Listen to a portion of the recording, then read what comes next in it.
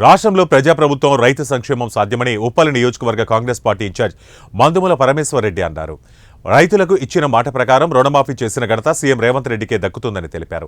రాష్ట్రంలో రైతులకు రుణమాఫీ చేయడాన్ని హర్షిస్తూ పరమేశ్వర్ రెడ్డి ఆధ్వర్యంలో ఉప్పల్లో సీఎం రేవంత్ రెడ్డి చిత్రపటానికి పాలాభిషేకం చేసి స్వీట్స్ పంపిణీ చేశారు.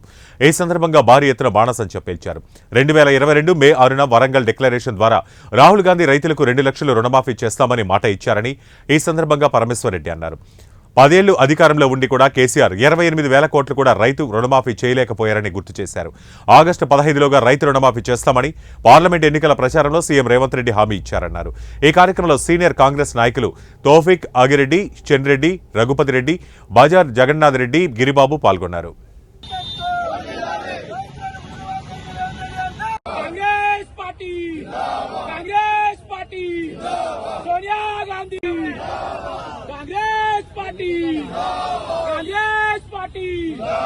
రేవంత్ రెడ్డి నాయకత్వం, రైతుల రుణమాఫీ చేసిన రేవంత్ రెడ్డి నాయకత్వం, రైతుల రుణమాఫీ చేసిన రేవంత్ రెడ్డి నాయకత్వం.